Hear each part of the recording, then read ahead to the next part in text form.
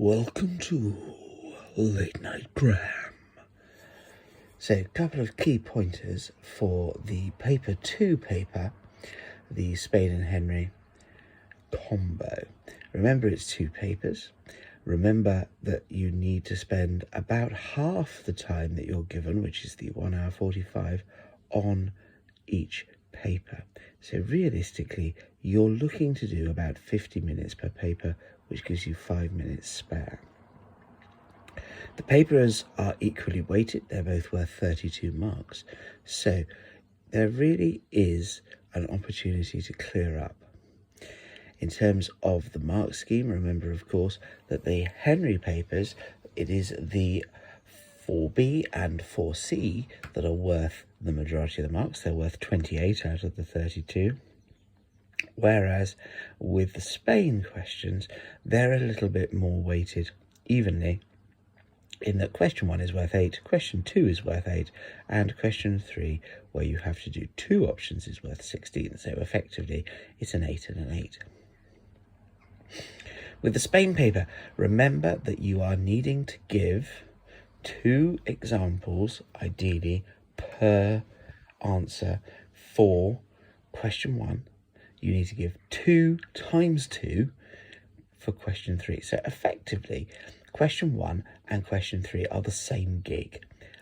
You're just going to do the same approach twice for question 3. Question 1's about consequences. Question 3 is about importance.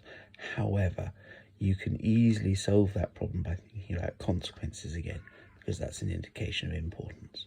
For narrative accounts, don't fear them. Just remember, you're simply telling the story. Ideally, you need to know the dates, but if you can fudge it through by just simply talking about things in the right order, and remember, it's about the analysis. Why do these things happen? Why does one lead to another? Simple as that. For the Henry, it's a lot easier. You've got 2 features. Remember, you just need to describe them. You don't need to explain them. You've got the 12-mark explain why question, and you've got the 16-mark how far do you agree. Exactly the same as with paper 1.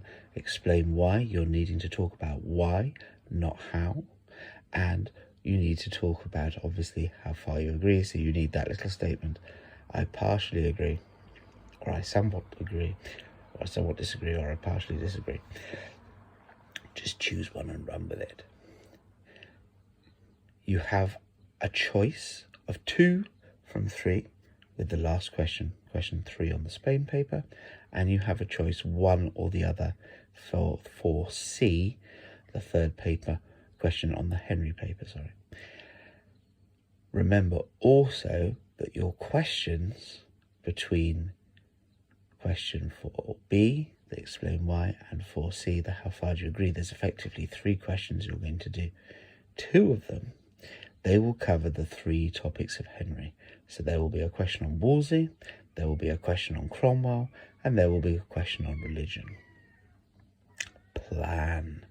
Definitely plan your answers. So important to plan. Also, it will help you structure the things correctly, particularly with the narrative account. It will make sure that you're not going to end up in that classic dilemma where you suddenly go, oh yeah, but I didn't talk about this. It also means if you're starting to run low on time, the examiner has a chance to see where you are going and possibly can award you marks. There's no spag in this paper, so don't worry too much about spellings. You do not get bonus points, really, for knowing all the dates. It helps, but it is the depth of analysis that is more critical than knowing all the bells and whistles of dates and things.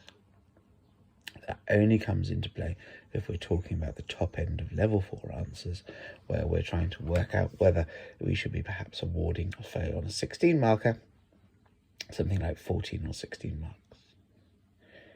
You have plenty of time. It's just simply a question of going in there and getting the job done. Good luck. You'll be brilliant.